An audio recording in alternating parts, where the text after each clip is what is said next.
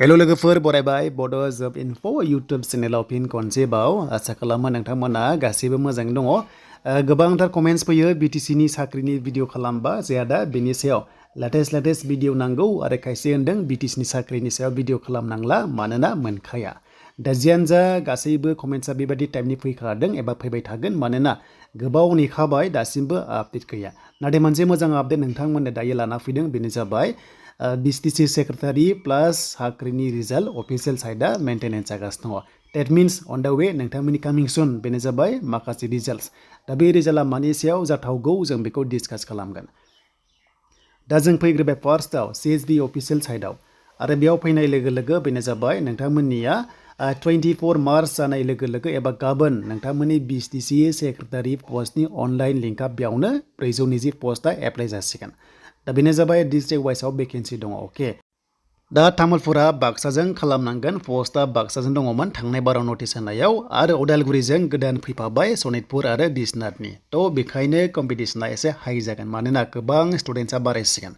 दा जियानो जा नोंथांमोननिया बेखिनिखौ बुजिदो जे डिस्ट्रिक्ट वाइसआव बे पस्टनि काट अफआ थांनाय चान्सआ दङ मानोना एक्सट्रा पस्टखौ रानखादों जेब्ला।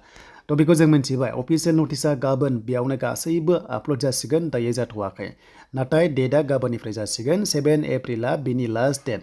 बैसोआ मिनिमाम 18 इयार्स आरो जेनेरेलाव 40 इयार्स लायोबा जोंनि ST SCआ 45 इयार्स। स' 100% नोंथांमोना गाबोन मिन्थिगोन जे अफिसियेल नटिसआ रिलिज जानाय लोगो लोगो गासैबो डिटेल्सखौ मोनगोन। नाथाय कम्पालसरि एमप्लयमेन्ट एक्सचेन्जआ नांथारगोन बेखौ अफिसियेल नटिसआव बिखादों बेखायनो एक्सपायार जाबायब्ला खालामना लादो। एग्जाम फिस 100 ST SC बेनिफ्राय OBCफ्रा 150 बेबादि थानो हागौ आंनि आइडिया गाबोन नटिस मोनोबा मोनथिसिगोन। एग्जाम फिसआथ' थागोन बायदि मोनखादों आङो। स' बिनिफ्राय ग्रेड 4 रिजाल्ट 193 पस्टआ नैबे CSB पर्टेलाव फैगोन मानोना बिथांमोना इन्टारभिउ लादोंमोन फाइनाल लिस्टखौल' बेयाव खालामनांगौ। दा गोबां सोंथि जायनाखि एक्सेलेन्ट थांदों मोनगोन ना मोना थ' बेनि बागै जेबो बुंनो हाया जेब्ला गोदान रिलिज अफिसियेल नटिस रिजाल्ट फैगोन होमबासो मोनथिसिगोन। स' बेखायनो CSB पर्टेलाव नोंथांमोना जेब्लायबो नायबाय था। एग्जाम जानाया इन्टारभिउआ गोबाव जाबाय नभेम्बराव जादोंमोन दायो एप्रिल मोनफैसिगोन बारा गोबाव गैला। दा रिजाल्टआ होनांसिगौ आसा खालामो थाबैनो बिथांमोना होथोंसै।